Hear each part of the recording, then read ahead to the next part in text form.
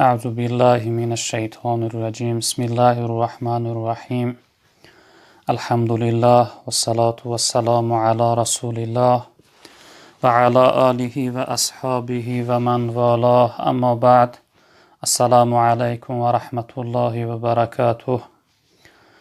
برادران عزیز، دوستان گرامی قدر، شکر الله خوب و مهربان را که برای من و شما توفیق داده است و نصیب گردانده است که الحمدلله از این شبهای ارزشمند، از این شبهای مبارک، از این شبهای نورانی و از این شبهای طلایی الحمدلله که استفاده میبریم. از این فرصت استفاده برده از خداوند عاجزانه مسئلت دارم. بار الله پروردگارا، به حرمت این لحظه های اجابت دعا و به حرمت این ماه نور و به حرمت این شبهای ارزشمند، پروردگارا بار الله اسلام عزیز ما را در روی عالم غالب بگردان.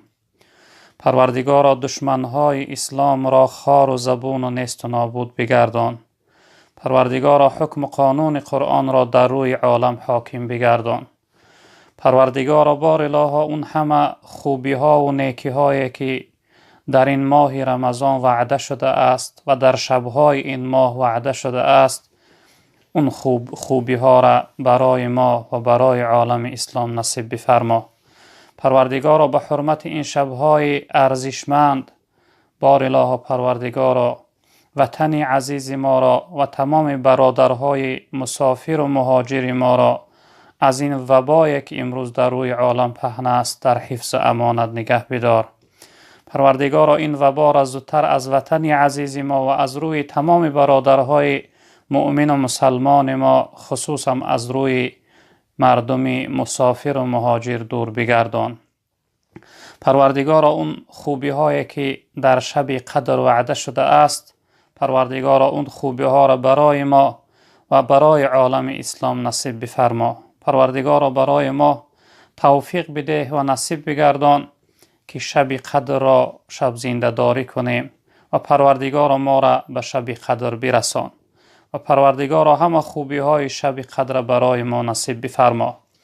پروردگارا بار الله برادرهای عزیز ما، چی از مسافرت باشند چی از وطن باشند، دوست ها بارها دعا میپرسند.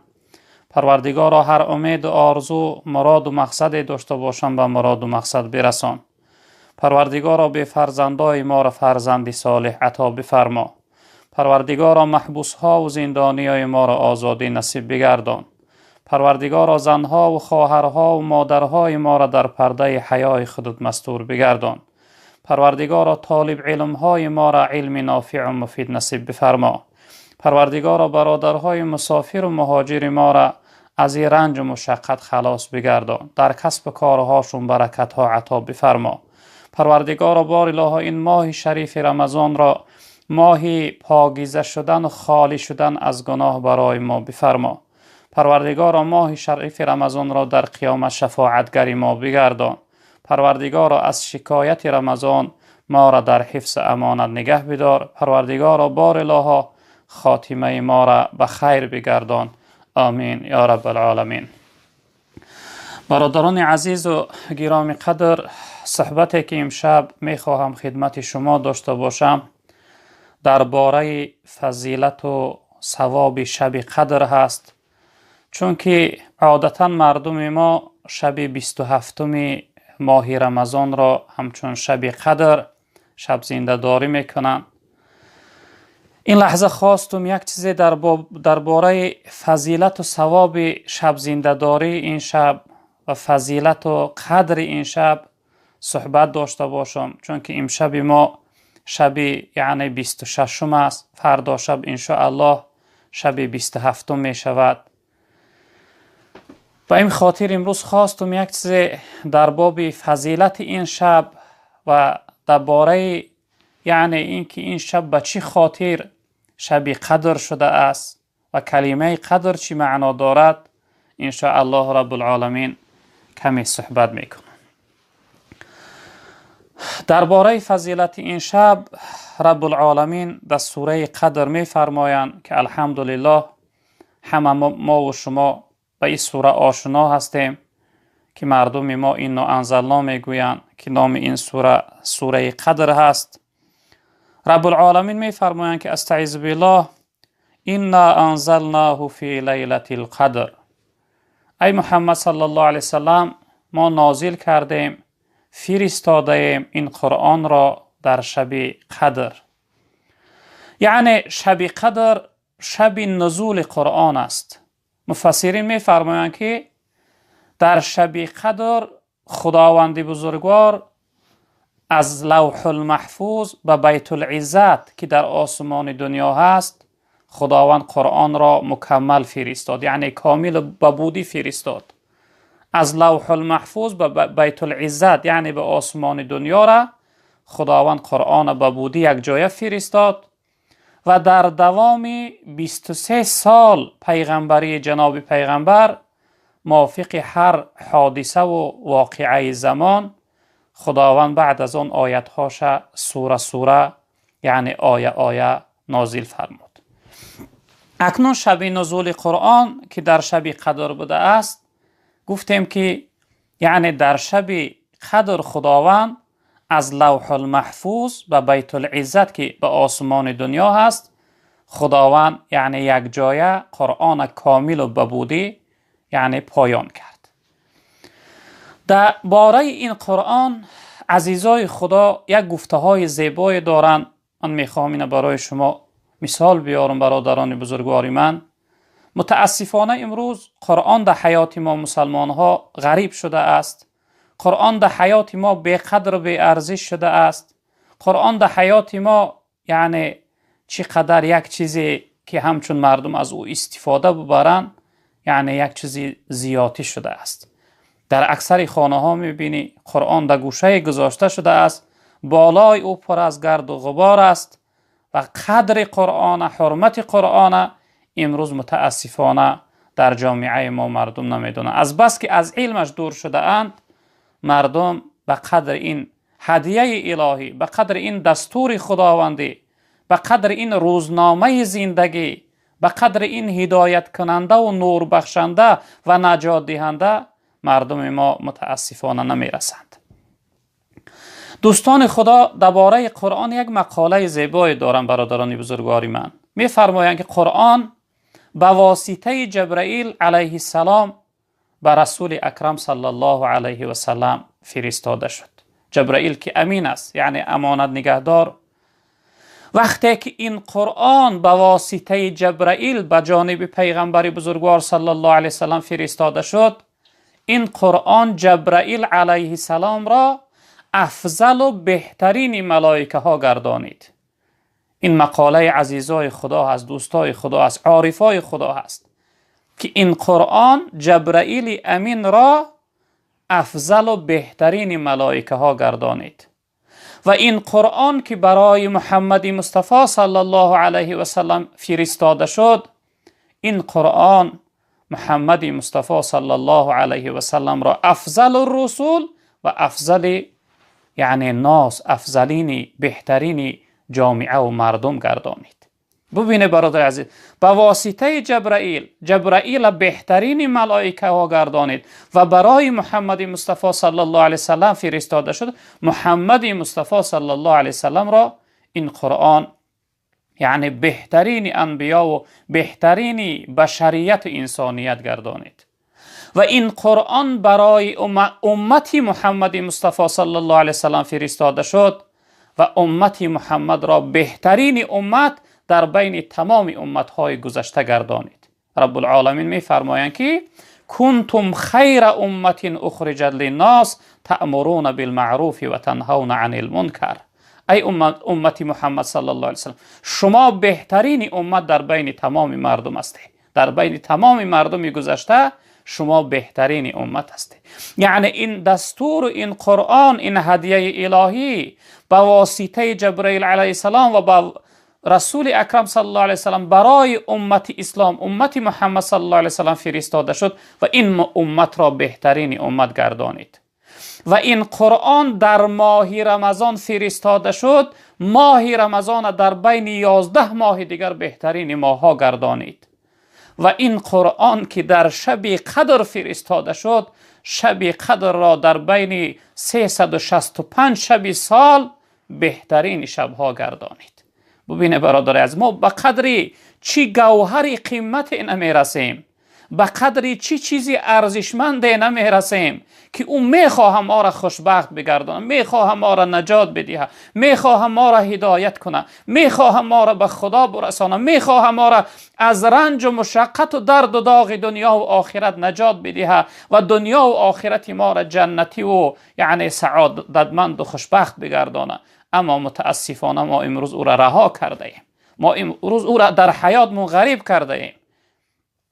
ببینه قرآن کتابی هست که هر شخصیت قبول کرد و یا نور میبخشه و یا هدایت میکنه. هدی للمتقین، هدایتگر برای پرهیزگار. با کجا هدایت میکنه؟ به سوی خدا، به سوی عزت، به سوی شرافت، به سوی فضیلت، به سوی کرامت، به سوی بخت و سعادت، به سوی جنت، به سوی عبادت هدایت میکنه. این قرآن انسانیت را، قرآن این نور هست که درون و حیات و یعنی دنیا و آخرت شخصیتی که قبولش کرد نورانی میگردانه. قرآن این هدایتگر است. قرآن این نجات دهنده هست که انسان از عذاب الهی هم در دنیا هم در آخرت نجات میده. قرآن کتابی هست که رب العالمین درباره این کتاب میفرمایند که لا رطب ولا یابس الا فی کتاب مبین. یگان تر و خشک نمانده است مگر این که او را قرآن بیان کرده است، در قرآن آشکار شده است، در قرآن گفته شده است. برادری بزرگواری من، حل کننده تمام مشکلی های ما این قرآن است. دوا بخشنده تمام دردمندی های ما این قرآن است. یعنی جواب گوینده تمامی نافهمی های ما، تمامی یعنی عاجزی های ما، تمامی دستگیری های ما این قرآن است. برادری بزرگواری من، باید ما این را قبول داشته باشیم. ما باید این بجان و دل قبول کنیم. محمد اقبال یک جمله زیبایی داره، میفرمایند چون بجان در رفت جان دیگر شود، جان که دیگر شد جهان دیگر شود. در جان هر شخصیتی که این قرآن داخل شد حیات او شخصیت دیگرگون میگرد. از تاریکی او را به سوی نور بیرون میکنه، از ذلت و خواری او را به سوی عزت و سعادت و شرافت و حرمت و سربلندی بیرون میکنه. از دردمندی به سوی شفا نجات میده، از عذاب به سوی خوشحالی و خرسندی میبره. قرآن در سراسر حیات زندگی انسان صحبت میکنه. قرآن طرز عبادت و بندگی را برای من و شما بنده هایی که امروز راه گم کرده ایم تعلیم میده. ابتدای سوره فاتحه میفرماید ای بنده بگو که ایاک نعبد و ایاک نستعین. این تعلیم عبادت است. رب العالمین من و شمایی که طرز عبادت نمیدانیم ما را تعلیم داده است که ای بنده تو یگانه به سوی من فریاد داشته باش، یگانه بنده من باش، یگانه بگو که ایاک نعبد، ای پروردگار من تنها تو را عبادت میکنم، تنها بنده تو هستم، من غیر از تو را قبول ندارم، من بنده شیطان و دنیا و نفس نیستم، من تنها ایاک نعبد، من از تو یعنی تنها تو را عبادت بنده تو هستم، من در بندگیت قبول داشته باش ای الله رب العالمین.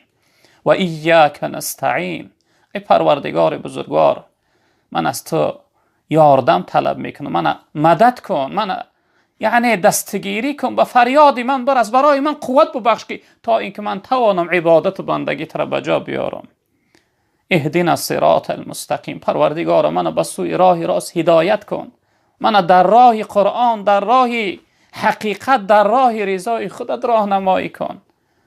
اما متاسفانه ما از علم قرآن، از معنای قرآن دور شده ایم. امروز قرآن ما را تعلیم میده که باید احترام پدر و مادر داشته باشه. قرآن ما را تعلیم میدهد که باید معامله و مناسبت بین زن و شوهر داشته باشی، باید تعلیم و تربیه فرزند داشته باشی، باید صله رحم داشته باشی، باید خیانت نکنی، باید جنایت نکنی، باید گناه نکنی، باید از گفته الله رب العالمین سرکشی نکنی، بیرون نشوی. سراسری یعنی مشکلی های ما را قرآن برای ما بیان کرده است. اما متاسفانه امروز ما از این قرآن، از علم ای دور ماندگی هستیم، از قرآن استفاده نمیبریم. به تعبیر محمد اقبال میفرمایند ز فرمان قرآن چو رخ تافتی، بجای خوشی ناخوشی یافتی. از روزی که از گفته قرآن سر کشیده ای، بیرون شده ای، قرآن از حیاتت رها کرده ای، قرآن در حیاتت غریب کرده ای، بجای خوشی ناخوشی یافته ای برادر عزیز. و این خاطر من و شما باید که دوباره به این قرآن، به این کتابی که وقتی به واسطه جبرئیل علیه السلام به رسول اکرم صلی الله علیه و سلم برای ما اومد، در ماه رمضان در شب قدر نازل شد، جمله اینها را به ارزش و به قدر بهتر کرد، ما باید به این چنگ بزنیم تا اینکه ما هم بهتر شویم. واعتصموا بحبل الله جمیعا ولا تفرقوا. رب العالمین ما را دستور میده که همه شما به این رسمان خدا، یعنی قرآن خدا، دین خدا چنگ بزنه، تفریقه و پریشان نباشه، گروه به گروه، قبیله به قبیله، عقیده به عقیده، رویه به رویه خود را جدا نکنه. همه یعنی مؤمن و مسلمان و بنده الله رب العالمین باشه. قرآن کتابی هست که پیغمبر بزرگوار صلی الله علیه وسلم در شأن این قرآن میفرمایند ان الله یرفع بهذا الكتاب اقواما و یضع به آخرین. الله رب العالمین به این قرآن، به این کتابش، یک گروه از بنده هاش به چنان بزرگی میگردانه که درجه و مقام و مرتبه اونها را به جنت میرسانه، اونها را جنتی میگردانه، یعنی از ذلت و خواری، از رنج و مشقت دنیا نجات داده، خلاص کرده به جنت میرسانه. اما یک گروه دیگر را به چنان خوار و ذلیل و پست میگردانه که از همه پسترین پستی ها جهنم و دوزخ قرارگاه اونها میشود. کدام انسان عزت میبخشه برادر عزیز؟ کدام انسان این قرآن میبرداره درجه و مقام و مرتبه شه؟ انسانی که به این قرآن چنگ زد، انسانی که به این قرآن عمل کرد، انسانی که این قرآن قبول کرد، در حیاتش غریبش نکرد، اون شخصیت این قرآن به خدا میرسانه. اما هر شخصیتی که از قرآن رو گردانید، هر شخصیتی که قرآن تلاوت نکرد، قرآن و قرآن عمل نکرد، از معناش دور شد، او را البته خوار و ذلیل و بدبخت جهنمی میگردانه. جناب پیغمبر صلی الله علیه وسلم در روایت گفتن که هلاک شدن و خوار شدن امتی من در دو چیز است: جمع کردن مال و ترک علم. متاسفانه امروز این در حیات ما پیدا شده است، ترک العلم و جمع المال. علم قرآن ترک کرده اند و فقط کار مردم دنیا شده است، دنیا جمع کردن، مال جمع کردن. و رسول اکرم صلی الله علیه وسلم در شأن این قرآن میفرمایند که القرآن و معدوبة الله فی الارض. قرآن یک سفره پر از خوبی ها و نیکی های الله در روی زمین است.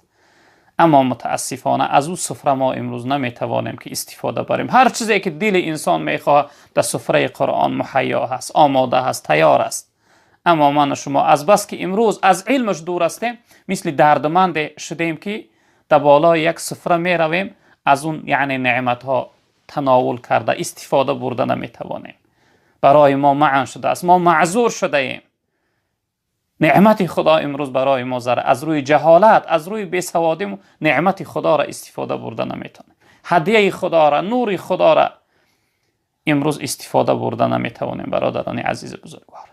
و پیغمبر بزرگوار صلی الله علیه وسلم جای دیگر میفرمایند که ان الذی لیس فی جوفه شیء من القرآن کالبیت الخرب. گفتن هر انسانی که یک چیزی در دلش از قرآن نداشته باشه و مثل خانه ویرانه است. در اصل امروز ما خانه ویرانه شدیم. در اصل امروز ما از قرآن دور شدیم. حیات ما حیات ویرانه شده است. پر رنج و مشقت و پریشان شده ایم در حیات. سببش این است که از علم قرآن دور هستیم، از استفاده قرآن دور هستیم، از گفته قرآن دور هستیم برادران عزیز بزرگوار. رب العالمین در ابتدای این سوره گفت ما فرستاده ایم این قرآن را در شب قدر، شبی که ارزش داره. برادران بزرگواری من، آیا قدر چی معنا داره؟ ما گفتیم که در باره معنای قدر صحبت میکنیم. مفسرین سه نوع کلمه قدر را تفسیر کردن. یکی از کلمه های قدر به معنای ارزشمند گفتن، شبیه که در نزد خداوند ارزش داره، قدر داره، ثوابش زیاد است که آینده در دوام آیت انشاءالله میخونیم ثواب او را. شبیه که در درگاه خدا شبیه به قدر هست، به ارزش است. و دیگر معنای قدر مفسرین گفتن به معنای تقدیر آمده است. امشب شب تقدیر ساز است. یک ساله مقدرات انسان در این شب خداوند معین میکرده است. مثلا برای کدام انسان چقدر رزق، برای کدام انسان چقدر خرسندی و شادی، برای کدام انسان چقدر غم و مصیبت، برای کدام انسان چقدر خوبی، برای کدام انسان چقدر بدی. در این شب تقدیرات یک سالش معین میشده است از جانب خداوند برای ملائکه ها. یعنی امشب شب تقدیر است، تقدیر ساز است. دعا که امسال تقدیر تا خداوند به خیر بگردونه، به خوشی و به خوبی بیاره، بدی ها را از تقدیر دور بگردانه. و دیگر معنای قدر مفسرین گفتن شبی یعنی قدر به معنای تنگی آمده است. امشب بچنان یعنی شبی قدر بچنان شبی پر ارزشی هست که ملائکه های آسمان بچنان از آسمان زیاد می آمدن که روی زمین اونها را دیگر نمی برده است. روی زمین برای اونها تنگی می کرده است. یه حصه اونها می آمدن بالا میشتن، بعد از اون حصه دیگرشون پایان میشته. یعنی امشب شبی روی زمین مالامال و پر از ملائکه های رحمت میشن، ملائکه های الهی میشوند که امشب یعنی شبی قدر اون شب است. برادر عزیز بزرگوار،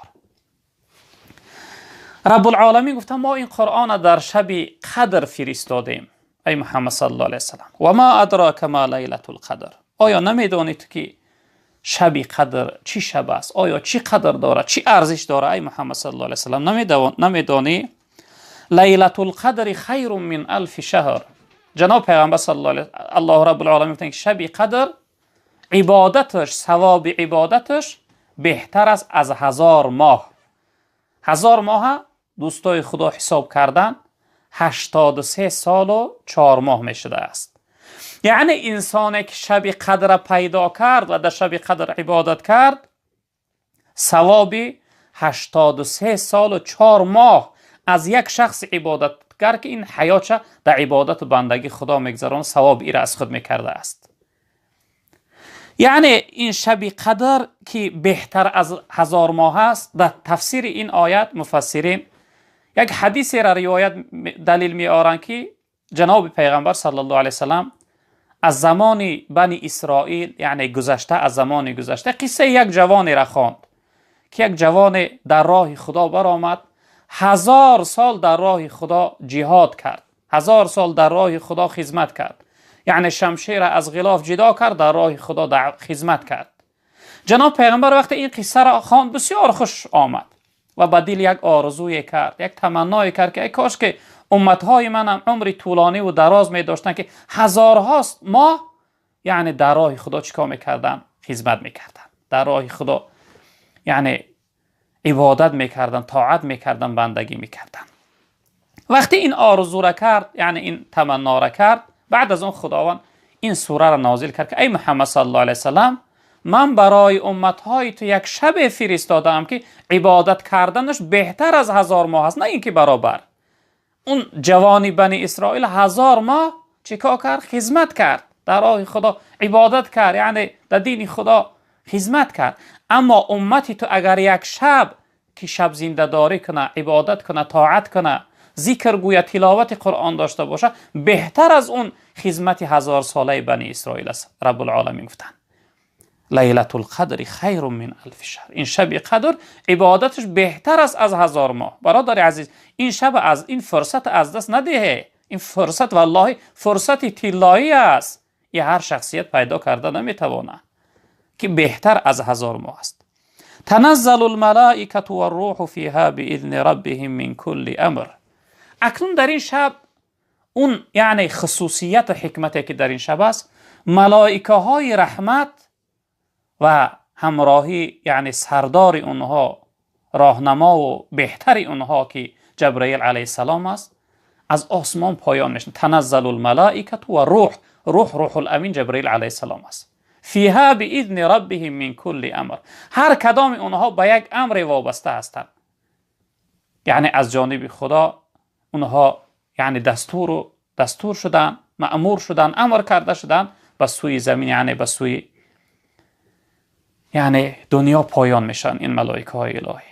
سلام هی حتی مطلع الفجر. برای انسان هایی که این شب زنده داری میکنن سلامتی هست، یعنی این شب سلامت است، شب قدر. و در شب قدر انسان ها از جانب خدا عذاب کرده نمیشوند، قهر غضب خدا به بالاشون نمی آید. و در شب قدر شیطان هم نمیتواند که بیرون شود، چون که از همه سخت‌ترین و مصیبت‌ترین شب براش هست. شیطان نمیتواند که مؤمن ها و مسلمان های عبادتگر از ضرر زیان کنه، جن ها این چنین نمیتوانند. یعنی شب سلامتی هست. بعضی از مفسران گفتن که یعنی اهل سلام میگردن شخصیت هایی که این شب عبادت کنه، یعنی سلامتی دنیا و آخرت از خود میکنن. به هر صورت شب قدر شب سلامتی هست برادران عزیز بزرگوار من. اکنون گفتیم فردا شب که شب 27 رمضان است، مثلا روز 26 شب 27، مثلا پگاه 19 می شود، 19 شب 20، 19 شب 20 پگاه شب، یعنی 19 ماه می شب 20 که 2020 فردا شب می شود. فردا بگاه شب قدر است. اکنون برادران عزیز، اکنون جناب پیغمبر صلی الله علیه وسلم درباره فضیلت این شب چی می فرمایند؟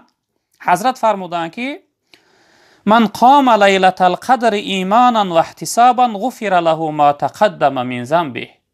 پیغمبر بزرگوار صلی الله علیه وسلم گفتند که هر انسانی که شب قدر شب زنده داری میکنه، یعنی عبادت میکنه، بیدار میسته، نماز میخونه، تلاوت قرآن میکنه، ذکر میگویه، توبه و استغفار داره، گریه و ناله میکنه، دعا میکنه، هر انسانی که این شب زنده داری میکنه، خداوند تمام گناه های گذشته او را مغفرت میکنه، میبخشه، او انسان از گناه پاکیزه میکنه. یعنی خصوصیات و حکمت و فایده و ثوابی که در این شب است، این است که برای انسان شب زنده دارش خداوند گناه های شب زنده داری یعنی این شب مغفرت میگردانه، یعنی گناه هاش میبخشه. اینم یکی از خوبی های شب قدر است. البته دوستای خدا میفرمایند که انسان باید در شب قدر چی کار کنه، باید چی عمل از زیادتر داشته باشه. البته میگن از همه زیادتر حرکت کنه که نماز بخونه، چون که نماز افضل و بهترین عبادت ها هست. خصوصا نماز شب این محبوب ترین عبادت ها بعد از نماز فرض این نماز شب است. شب قدر برای خودش نماز مخصوص نداره برادر عزیز. چی قدر میتوانی، چی قدری که میخواهی، 2 رکعت نماز نفل گفتن نیت کن، 2 رکعت زیاد، یعنی چند زیاد میتوانی خواندن بگی. حتی دوستای خدا تا 100 رکعت هم در شب قدر میخواندن. شرط نیست تو 100 رکعت بخوانی، 10 رکعت بخوان، 20 رکعت بخوان، 30 رکعت بخوان، یعنی 2 رکعت نیت کرده. سوره هم براشون معین نشده است، کدام سوره را میتوانی خواندن بگی. گفتن یکمین چیزی که در این شب باید انجام داده شود این نماز است برادر عزیز.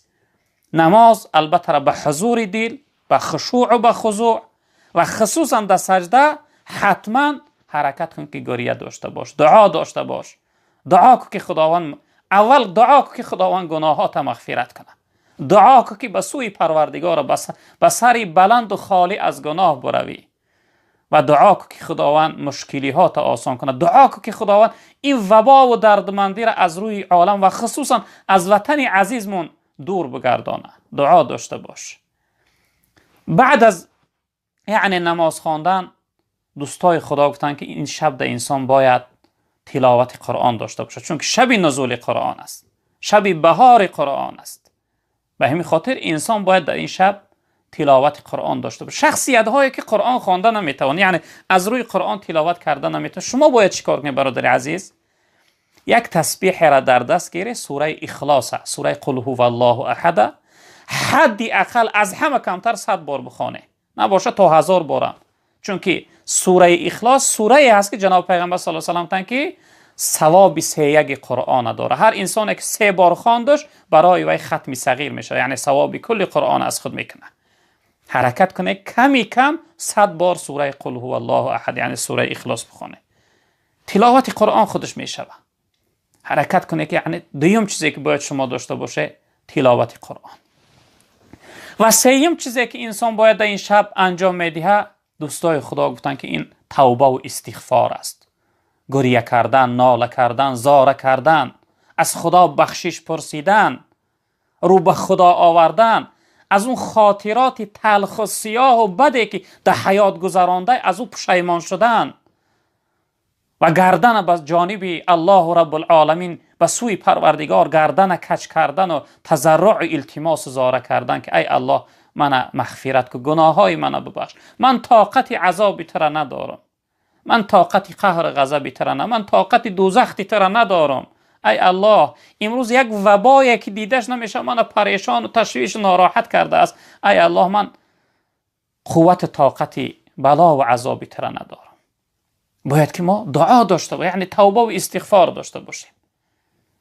و دیگر این که دوستای خدا فرمودن که در این شب باید انسان انجام بده این خیر و سخاوت است. برادری بزرگوار من، شخصیتی که دارنده هستی، شخصیتی که الله مال داده است، یعنی که آغوش مهربانی تا، بخشندگی تا، جوادی تا، سخاوتمندی تا در این شب کشاده بگردان برای بنده های یعنی محتاج و بنده های مسکین و نادار و کمبغل پروردگار. باید که مهربانی و سخاوتمندی تا در این شب باید یعنی که انجام دهی. از حضرت عایشه مادرمون رضی الله تعالی عنها روایت است، میفرمایند که جناب پیغمبر صلی الله علیه وسلم را من پرسیدم تو یا رسول الله اگر من دانستم و پیدا کردم شب قدر که کدام شب است، آیا من چی بگویم، آیا من چیکار کنم؟ رسول اکرم صلی الله علیه وسلم براش یک دعای زیبای تعلیم دادن. حضرت گفتن که اللهم انک عفو تحب العفو فاعف عنی. ای عایشه تو بگو دعا کن که ای پروردگار تو بخشنده مهربان هستی و دوست می‌داری بخشندگی را. پروردگارا من ببخش، من عفو کن، گناههای من مغفرت کن. این جمله را شما هم برادر عزیز از خود کنی، حفظ کنی. اونقدر دشوار و مشکل نیست گفتنش. ای پروردگار تو بخشنده هستی و دوست می‌داری بخشیدن. پروردگارا من ببخش، من عفو کن، از گناه و تقصیرات و کمبودی من درگذر. این دعا را شما را برادر عزیز حتما داشته باشید، چون که تعلیم پیغمبر بزرگوار ما برای مادر محترمه و بزرگوار ما حضرت عایشه رضی الله تعالی عنها هست. پیغمبر بزرگوار ای عایشه بگو تو دعا کن که ای پروردگار تو بخشنده، تو چقدر یعنی جواد هستی. انک اللهم انک عفو، در روایت کریم هم آمده ای پروردگار تو عفو کننده هستی و پروردگار تو دوست می‌داری یعنی بخشندگی را. تو دوست می‌داری که بنده هات بخشنده، خودت بخشنده هستی و دوست می‌داری که بنده هات هم بخشنده باشن و بخشش ختم دوست می‌داری. الله رب العالمین من عفو کن، من مغفرت کن. علیه السلام در روایتی که این حدیث هم نسائی هم امام احمد روایت کرده اند درباره شب قدر می‌فرمایند که البته این حدیث خیلی طولانی هست. جناب پیغمبر گفتند اتاکم رمضان، گفتند آمد برای شما رمضان، شهر مبارک، این ماهی مبارک است. فرض الله عز وجل علیکم صیامه، خداوند برای شما روزه گرفتن این ماه فرض گردانده است. تفتح فیه ابواب السماء، در این ماه خداوند درهای آسمان، درهای رحمت گشوده میکنه. و تغلق فیه ابواب الجحیم، درهای جهنم خداوند این ماه محکم میگردانه. و تغل فیه مرد الشیاطین، شیطان ها را در این ماه خداوند زنجیر بند و محکم میگردانه. لله فیه لیلة خیر من الف شهر، گفتن در این ماه یک شب هست که عبادت شب زنده‌داری اون شب بهتر از 1000 ماه است. حضرت در آخر حدیث گفتن من حرم خیرها فقد حرم.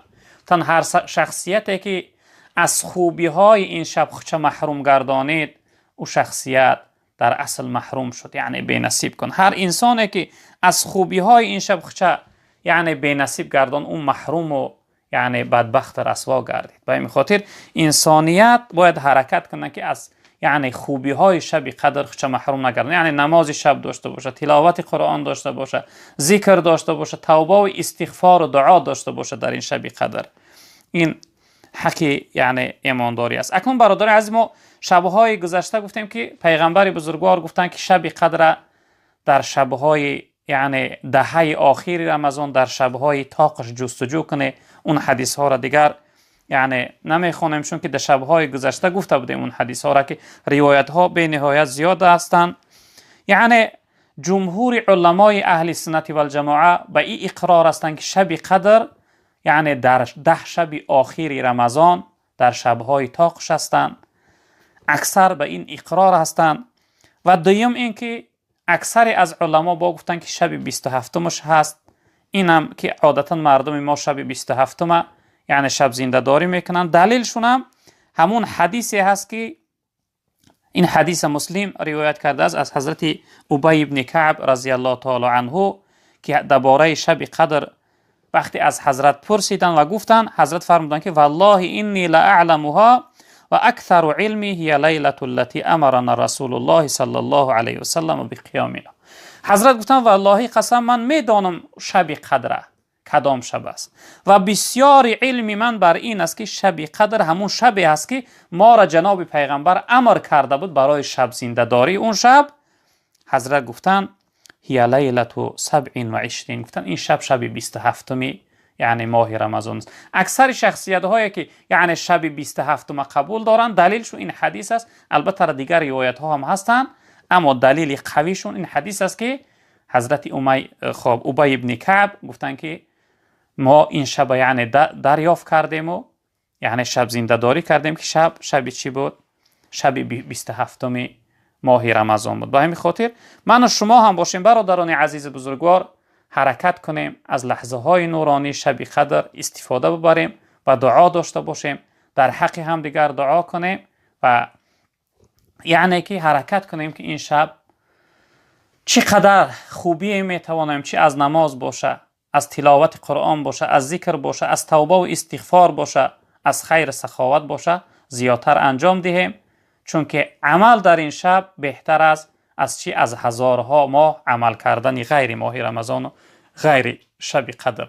خداوند بزرگوار من و شما را به شب قدر برسانه و خداوند برای ما توفیق بده و نصیب بگردانه که از خوبی های شب قدر استفاده ببریم و خداوند بزرگوار این ماه رمضان و این شب قدر سبب پاکیزه شدن از گناه برای ما بگردانه. پروردگار بار الها به حرمت این لحظه های اجابت دعا، این ماه نور و به حرمت شب قدرت، پروردگار بار الها مشکلی های ما را آسان بگردان، این وبا و بیماری ها را از عالم اسلام دور بگردان. پروردگار تمام برادرهای مسافر و مهاجر ما که بارها دعا پرسیدن، همه اونها را به مراد و مقصدهاشون برسان. گذشتگی های ما را رحمت و مغفرت بگردان، قبرهاشون پر نور، روحهاشون شاد، جاهاشون جنت بگردان. پروردگار قبرهاشون باغ از باغهای جنت بگردان و تمام برادرهای مؤمن و مسلمان ما را بخت سعادت دنیا و آخرت نصیب بفرما. از بلاها و آفتها، مصیبتها و مشقتها ما را در حفظ امانت نگه بدار. پروردگارا هر چیزی که رضای خودت است برای ما نصیب بگردان. از قهر غضبت ما را در حفظ امانت نگه بدار. پروردگارا خاتمه مون به خیر بگردان. و صلی الله تعالی علی خیر خلقه مولانا محمد و آله و اصحابه اجمعین برحمتک یا ارحم.